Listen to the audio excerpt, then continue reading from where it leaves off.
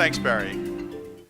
I know that I'm the only person standing between you and your dinner, so consequently, should I keep the jokes and eliminate the substance, or vice versa?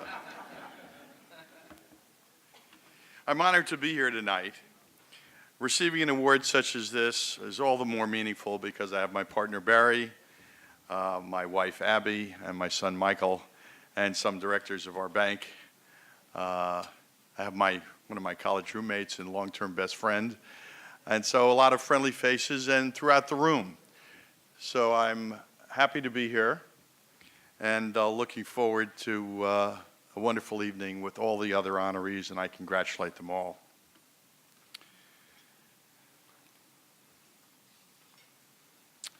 I'd like to thank the FPA, one of the foremost institutions on foreign policy and global affairs. It's exciting to speak at the same forum that hosted presidents, other heads of state, and luminaries I've known from the business sector like John Whitehead and Paul Volcker, who over your last 25 years, have also received this prestigious medal. As Barry mentioned, my interest in foreign affairs first took hold through my family's history of business activities throughout the world. Abby and I have also shared the adventure of visiting countries across the globe for both business and pleasure, and maintained associations and close friendships in many countries. Our travels and activities abroad and around the world have enriched our lives immeasurably. Tonight I want to focus on one aspect of my international interests and the relationship between the United States and China. This is perhaps the most important relationship in today's world. Our countries are the two pillars for growth in the 21st century, and they may well decide the course of the global economy and global affairs. But will they decide it as partners or as adversaries? If the United States and China cooperate, we can unlock an era of historic progress, harmony, wealth, and opportunity. But if we fall into conflict, the future is much less certain. This is not just my opinion. In an interview last year, Henry Kissinger said, quote, "The peace and prosperity of the world depend on whether China and the United States can find a method to work together." Much as the U.S. and Western Europe together shaped the past 100 years, the U.S. and China will undoubtedly shape most of this century. The Western Alliance shared the values of liberal democracy built upon the foundation of Western civilization as a basis for cooperation. Finding the common ground between America and China is far more challenging. It may help to start with a little Chinese history. China has always had a complex relationship with the rest of the world. Consider the Han Dynasty, which ruled roughly 2,000 years ago. In some ways, it's a precursor to modern China. The dynasty launched aggressive campaigns and steadily expanded its territory. In that vein, today we see the situation in Tibet and the South China Sea. Faced with rising military costs, the Han rulers established strict government monopolies on salt, iron, and alcohol. Modern China has large state-run enterprises that function much as government monopolies.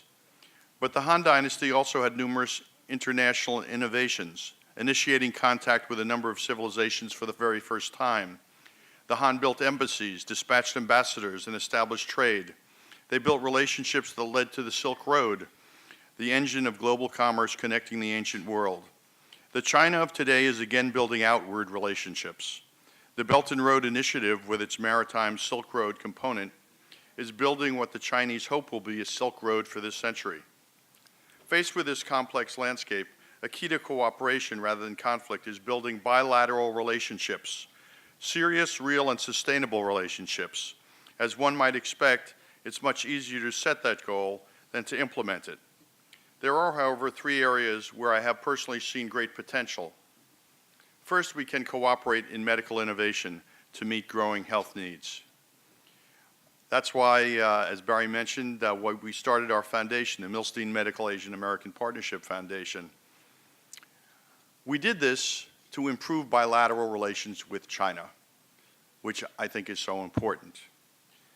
My family has a tradition of private philanthropy in the medical field. Abby and I have continued in that work, expanding our scope beyond New York. For example, we are funding work to find double antigen cures to malaria and tuberculosis, which are still scourges in the developing world. I believe it was made possible not just by philanthropic dollars, but by the human connection I was able to establish with the Chinese Vice Minister of Health. Our mission is to bring together doctors and scientists from across the U.S. and China to advance global public health. And as Barry mentioned, since 2011, we have brought more than 50 doctors from 20 leading Chinese institutions to do research at 20 leading American medical institutions. This has been recognized by China as something that's vital to the future, and so we're pleased to continue it. Our work is one small example of how the U.S. and China can build trust by pursuing medical breakthroughs. Together, it can also serve as a basis for innovation in technology as our two nations help to remake health systems from the 20th century acute care model to 21st century prevention and wellness models.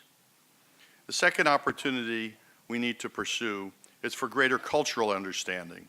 Most Americans have only a superficial notion of Chinese history and culture, and the same is true for most Chinese people's knowledge of the West. One of the great keys to understanding China resides in the Ming and Qing dynasty encyclopedias. These are compendiums of all the great works of Chinese literature, history, science, technology, etc.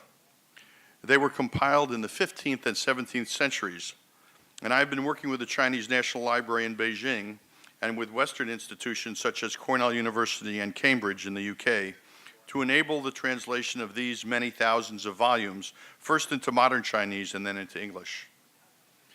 Personally, I've seen great potential there. We can cooperate in medical the area, in cultural exchanges, and in other fields. But the key factor is person-to-person relationships. There's no substitute for taking the initiative, and I encourage all of you to join me in that worthy endeavor of getting to know people from other countries, understanding them, and celebrating our common humanity together. Thank you.